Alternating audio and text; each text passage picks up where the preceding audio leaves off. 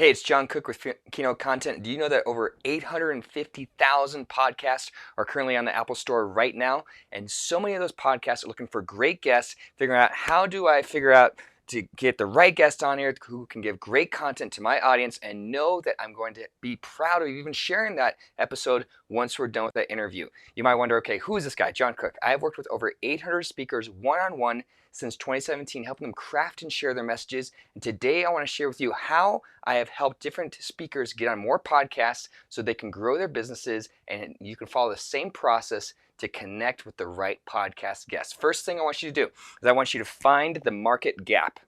And what do I mean by market gap? So many different podcasts, they have a specific audience that they want to focus on. And in that audience, there are gaps when it comes to who it is and what the problem is. And so also saying on those podcasts, I want you to focus on the gap of saying where is the audience right now and where are they going? Where is the host wanting to take the audience into this next year? And where can you find that your expertise, your message can fit inside that gap to help them get to where they want to go faster? So where are they hanging out? And then what is that audience? That's part of the gap as well. What is the audience? It's saying it's not just entrepreneurs, but it is specifically saying I want to help people who are independent financial advisors. Okay, finding out what our podcasts specifically are targeted towards independent financial advisors that you know you can help with your message to help them get that momentum because you're going to be a great guest on that podcast. So again, find that market gap. And the market, when I refer to that market is your target audience, that specific niche that you are focusing in on that you know you can get great results with your business. Find out where are they going and where do they want to go and what is it that they're looking for and who exactly this is. So the first thing is find the gap. The second thing is that you, after talking with hundreds and hundreds of podcast hosts, I've asked them, what are the things that these potential guests do that you say, I just wish they wouldn't do? Don't send emails. Emails is one of the laziest way, and I've said it, emails is one of the laziest way to pitch yourself as a guest on podcasts. Does it still work? Yes, it still works, but it's one of the laziest ways because guess what? Everybody's inbox is jam-packed, but very few people's mailbox is packed as well. So I think about sliding into the DMs, as it were. And DM in this situation stands for two different things. Yes, direct message, going social media and sending them a message. Because for the people that are responding, like who sends you emails? Anybody, right? You can get spam emails from all over the place. So people who don't have permission to email you, you get on some spam lists. Okay, it happens. But who sends you messages through social media, through Facebook, Instagram, Twitter, what it might be? People that you likely have at least some type of connection with, especially if you only allow messages from people that are connected to other people that you know. So social media, your inbox is jam-packed, but this is an opportunity for you to slide into a digital type of mailbox that is not as jam-packed as an inbox. So first thing, social media, but also direct mail. You say, how am I going to be able to figure out to connect with a podcast host via direct mail? Usually the podcast is tied to a business, and a business has to legally have some type of mailing address in their terms of service or their privacy policy. Usually it's the terms of service. So you go to a website, you find out where's that podcast, like if it's for a podcast host and they have a business, find out what their business is, go to the terms of service page, and then from there find out what is the address at the bottom, and then send them a great handwritten card saying, here's my information, here's my email address, here's my phone number. If you'd like to talk more, here's what it is that we'd like to talk about so I can be a great guest to serve your audience on your podcast. You might think, okay, what do I even write on that card? That's the third thing. So focusing on their win. So many different podcast guests, potential guests, pitch themselves saying, hey, I want to be able to get on your podcast and share great information so I can give away this thing and I can get more clients from you.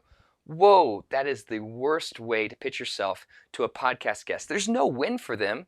You need to start with what's the win for them and their audience first. And that win doesn't just mean that you get to be a great guest, but focus on how you give great content first. And how do you prove their win is that you do your research ahead of time, saying, I know that you've been doing a series about how to secure Series B funding, or if you're a startup, or here's how to be able to get your child sleeping through the night if you're a sleep coach or sleep expert for kids. What you're doing is you're saying, I know that you're heading this way, again, finding out where they're going, but saying, I'm proving that proving that you're focusing on their win and saying, I know that inside the series, this is where I can help share my message to help your audience get that achievable goal or take that next step in a tangible way.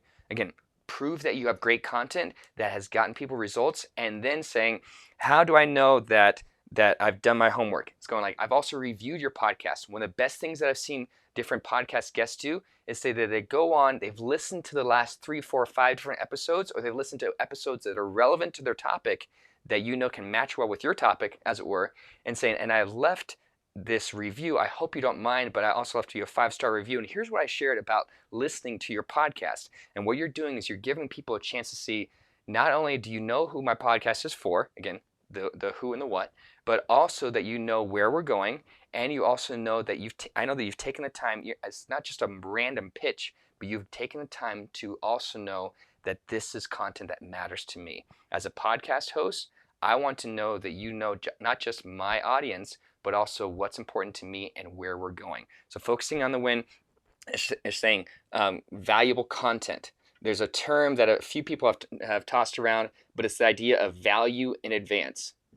What you can even do, something that I wish more podcasts, prospective guests do, would say, I've also done and I've put together a 2 to 3 minute sample video for you, just me talking about this topic, so you can get a little bit of a trailer. And what you do is you can just take out your phone, turn it horizontal, so you have that nice horizontal framing, and then record yourself for about 60 seconds talking about your topic. And you say, hi Mark, hi DeAndre, hi Katie, whatever it might be, whatever the name of the podcast guest is. You record that short video saying, hey, I've sent this to you, and here's a little bit of the topic that I think would really be impactful to your audience.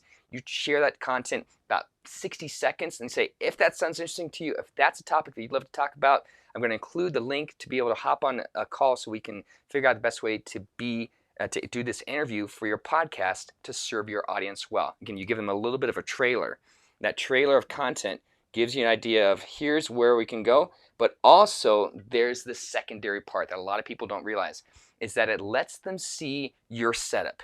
If you just record this video just against some random wall or whatnot, or in a loud space, they're not going to say yes to it. But if you do it while you're in studio with a great microphone, great lighting in place, great video, and people can see, I see a sample, not just of your content, but of your setup as well. I see you have great lighting. I see that you're personable. I see that you have good video, that you have a whiteboard setup, or that you have some type of way to communicate the content that's in place.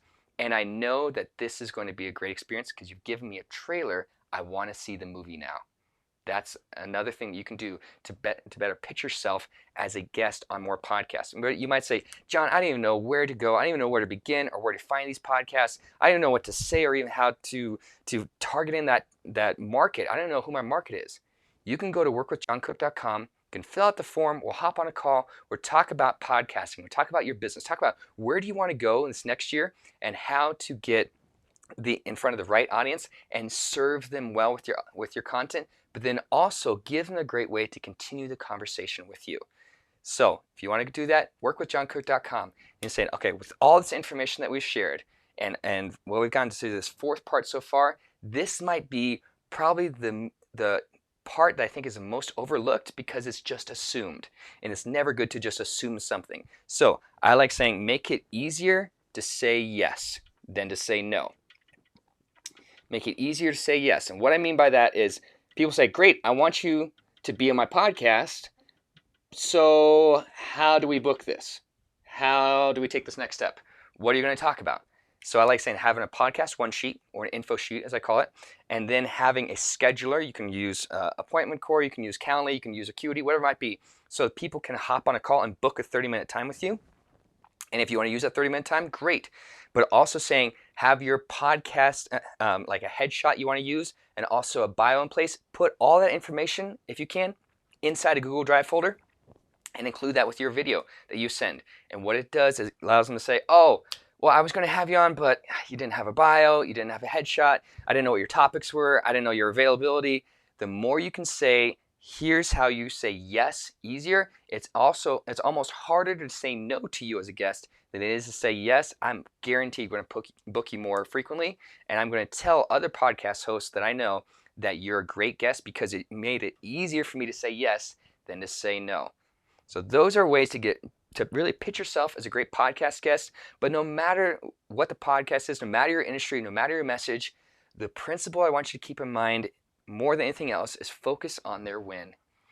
Whatever audience it is, this cannot be about the sales first and foremost. It cannot be about just filling up your schedule, but saying, how do I really change the world with this message that I know can transform marriages, transform parenting, finances, health, outlook, whatever it might be. Focus on serving people first, and I guarantee you more podcast hosts will want you to be on their podcast. If you like what you've seen today, you've gotten value out of it, hit the like, subscribe, share button. And if you're saying, I'm fired up, I want to get on more podcasts, where do I get started? You can go to workwithjohncook.com, fill out the form, hop on a call with me. We'll talk about podcasting in your business and how you can make a better impact for 2021 and beyond. Make it a great day. Catch you next time.